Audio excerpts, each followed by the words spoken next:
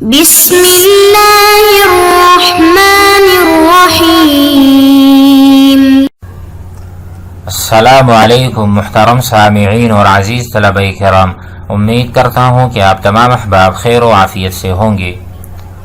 آج کا ہمارا سبق نمبر 58 ہے، جس میں ہم پڑھیں گے عمل اسم الفاعل، فاعل کا عمل کرنا۔ جس طرح فعل عمل کرتا ہے، یعنی فعل کے بعد فاعل آتا ہے اور فاعل کے بعد مفعول آتا ہے، اسی طرح فاعل کے بعد کبھی کبھار فاعل اور کبھی کبھار مفعول آتا ہے، یعنی فاعل بالکل فعل کی طرح عمل کرتا ہے۔ تو آئیے ہم مثالوں سے اس بات کو سمجھ لیتے ہیں۔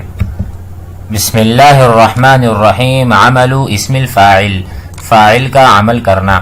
الامثلہ: انا الشاکر نعمتک، نعمتا۔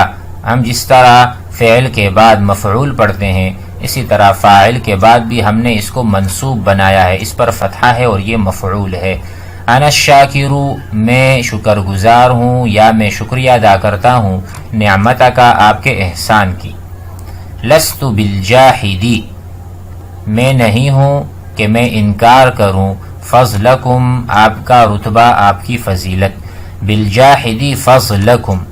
اگر میں یوں کہوں لا اجحد فضلکم، لا اجحد صیغۃ المتکلم مضارع کا صیغہ ہے، فضلکم لا اجحد، اجحد یہ فعل فاعل ہے، فضلکم مفعول ہے، منصوب ہے۔ تو یہاں بھی دیکھیے بالجاحد، جاحد جو ہے وہ اسم فاعل ہے، لیکن اس کا ما بعد مفعول بھی منصوب ہے۔ ما حامد السوق الا من ربح، امنجز، منجز جو ہے یہ انجزا ینجزو باب افعال سے اسم فاعل ہے، منجز مفعل۔ انتم وعدکم، وعدہ، دیکھو یہ مفعول بھی ہے، تو فاعل کے بعد کیا آتا ہے؟ مفعول بھی آتا ہے اور وہ منصوب ہوتا ہے۔ تو گویا کہ جس طرح فعل فاعل اور مفعول کو چاہتا ہے، اسی طرح اسم فاعل بھی فاعل اور مفعول کو چاہتا ہے۔ اخو کا، آپ کا بھائی، یہ مبتدا ہو گیا۔ معطی، دیتا ہے، الناس، جیسے میں کہتا ہوں اعطا اخوک الناس، اعطا فعل، اخوک فاعل، الناس مفعول۔ اسی طرح معطی بھی ما بعد کو مفعول بناتا ہے، حقوقہم۔ اچھا، معطی الناس۔ نرا رجلا، میں آدمی دیکھتا ہوں، قائدا، کہ جو چلا رہا ہے یا ہنکا رہا ہے، بعیرا، ایک چوپائے کو، کسی بھی بعیر کو، یعنی آپ اس کو اونٹ لے لیں یا کوئی بیل وغیرہ لے لیں۔ تو قائدن یہ کیا ہے؟ اسم فاعل ہے، لیکن یہاں پر یہ موصوف بن رہا، لیکن بعیرن یہ مفعول بھی ہے۔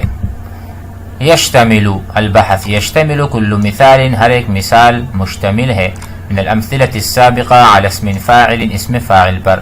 وَإِذَا أَمْعَنْتَ، ام یہ نون نہیں ہے، یہ میم ہے۔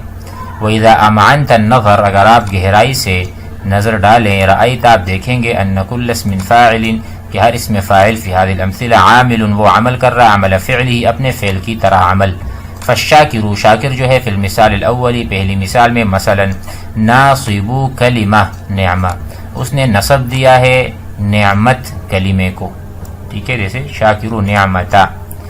علی انہا مفعول به، نصب کیوں دیا ہے اور اس کو مفعول به کیوں بنایا ہے؟ کیونکہ وہ مفعول به ہے۔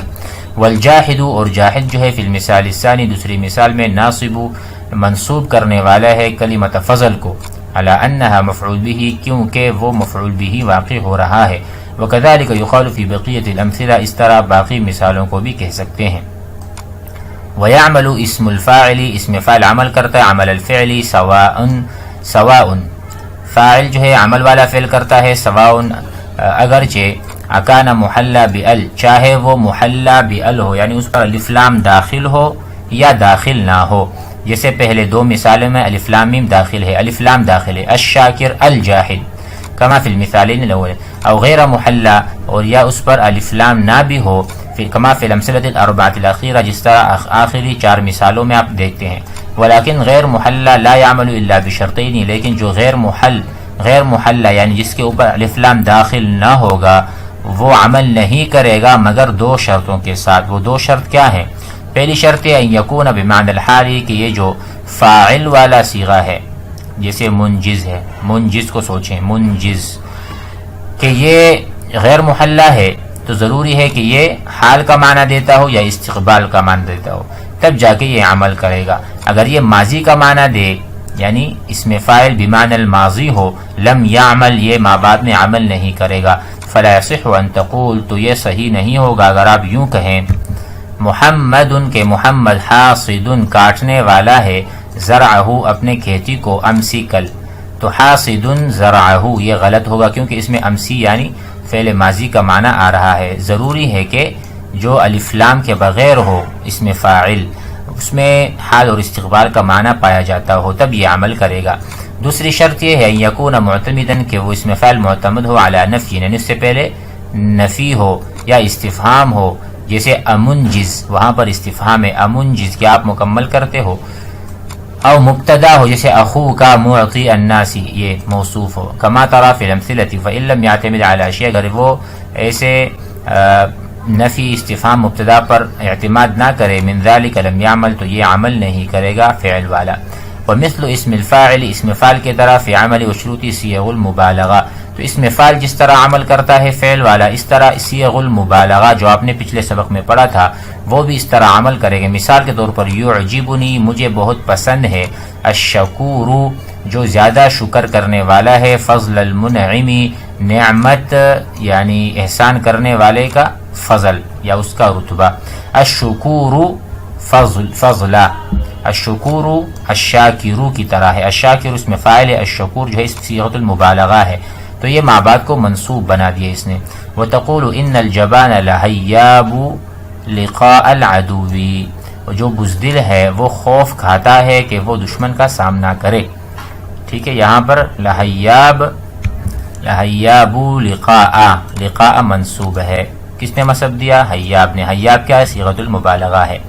قاعدہ یعمل اسم الفاعل، اسم فاعل عمل کرتا عمل فعله فإن كان لازما، اگر یہ فاعل لازم والے فعل سے ہو، رفع الفاعل ما بعد کو رفع دے گا، وإن كان متعديا رفع الفاعل ونصب المفعول به، فعل کی طرح جسے جلس زید، تو جلس فعل ہے، زید اس کا فاعل ہے، اب مفعول تو ہے نہیں، لیکن اکلا زید الطعام، تو اس طرح سے فعل فاعل مفعول، تو اس کا بھی فعل فاعل مفعول ہوتا ہے۔ قال لا يعمل اسم الفاعل، اسم الفاعل عمل نہیں کرتا الا فی حالین، مگر دو حالتوں میں۔ نمبر 1 ان یکون محلہ بالالف واللام، کے اسم فاعل کے اوپر الف لام داخل ہو، ان یدل وہ دلالت کرے علی الحال والاستقبال، اس میں حال استقبال کا معنی پایا جاتا ہو، اور وہ اعتماد کرے نفی پر، استفہام پر، مبتدا پر اور موصوف پر، جس طرح آپ نے مثالوں میں پڑھا ہے۔ القاعدہ تعمل صیغ المبالغہ، صیغ المبالغہ بعمل کرتے ہیں عمل اسم الفاعل، اسم فاعل کا عمل شروط کے ساتھ، جس طرح فاعل کے شروط ہیں اس طرح صیغ المبالغہ کے بھی شروط ہیں۔ تمرین فی الاعراب، یہ ترکیب کو دیکھ لیتے ہیں۔ الفلاح، فلاح یعنی کسان، حارث ثورہ الارض، مبتدا مرفوع ہے بضمۃ الظاہرہ، حارث خبر مبتدا مرفوع بضمۃ الظاہرہ، الفلاح کیا ہے؟ مبتدا ہے، حارث کی خبر ہے لیکن یہ مضاف بن رہا ہے۔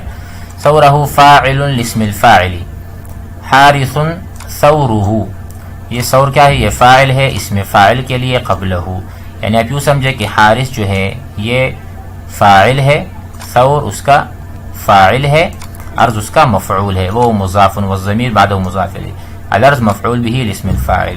اس کو آپ یوں سمجھیں کہ حارث اگرچہ یہاں پر خبر ہے لیکن وہ اسم فاعل ہے، حارث، ٹھیک ہے، حرث یعنی ہل چلانے والا، تو ثورہ، ٹھیک ہے، ثور کہتے ہیں بیل کو، الارض زمین، تو یہ فاعل ہے اور یہ اس کا مفعول ہے۔ امید ہے کہ سبق سمجھ میں آ گیا ہوگا۔ السلام علیکم۔